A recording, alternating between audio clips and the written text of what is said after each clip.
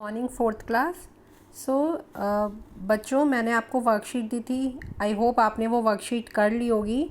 उस वर्कशीट में आपको ब्रेकअप थे सेंटेंसेस के कि कौन कौन से सेंटेंस किस किस तरीके से लिखने हैं, कौन से डिक्लेरेटिव थे, कौन से इम्पेरेटिव थे। उसके आंसर कीज़ मैं आपको सेंड कर दूंगी। आप उसके आंसर कीज़ जो हैं वो चेक कर लेना कि आपके आंसर सही हैं या नहीं। Now come to your second topic, that is formation of interrogative sentence. इसका क्या मतलब हुआ कि इंटेरोगेटिव का क्या मतलब है कि हम किस तरीके से क्वेश्चंस बनाते हैं, राइट।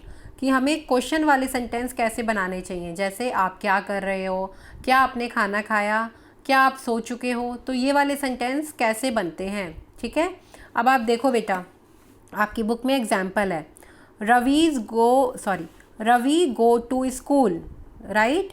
ये एक स्टेटमेंट है कि रवि स्कूल जाता है। अब हम क्या कर रहे हैं, अब हम इंटेरोगेटिव सेंटेंस कैसे बना रहे हैं, does Ravi go to school. अब क्या हुआ, यहाँ पे डज आ गया क्योंकि यहाँ पे ईएस है। ठीक है, इसका मतलब अब जब आप बड़े होगे तब आपको टेंसेस क्लियर होंगे। ईएस यहाँ पे आ रहा है, तो जहाँ पे भी आपको एस और ईएस दिख जाए तो इसका मतलब वो हमारा उसमें डू और डज आता है।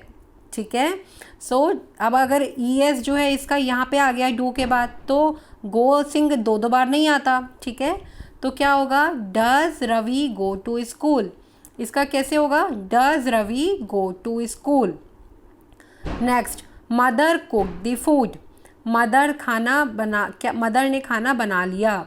अब देखो, अब ये बना लिया ये है मतलब वो काम कर चुकी हैं, तो क्या होगा, did mother cook the food. Did पहले आ गया। अब देखो यहाँ पे आपको इतने कॉम्प्लिकेटेड बेटा अभी नहीं करने हैं, बट हाँ आपकी बुक में है इसलिए मैं आपको समझाने के लिए कर रही हूँ। अदरवाइज़ आपको सिंपल सेंटेंस ही इंटेरोगेटिव में बनाने हैं। ठीक है, they will play the cricket match, मतलब वो क्रिकेट मैच खेलेंगे।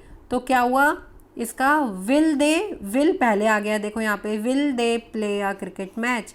जहाँ पे आपको हेल्पिंग वर्ब लगे वहाँ पे आपको, ये क्या है, विल, ये हेल्पिंग वर्ब है, ये मेन वर्ब है।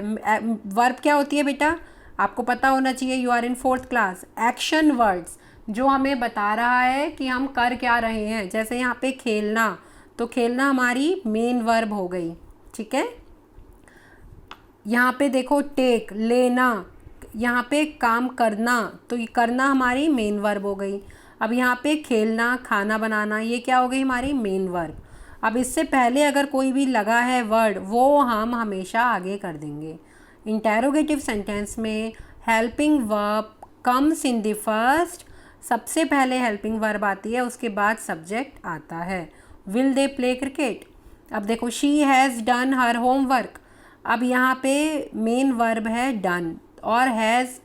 अब इंटेरोगेटिव सेंटेंस में हमें इसका क्वेश्चन बनाना है, has she done her homework. ठीक है बेटा, अब next, you should take your food now.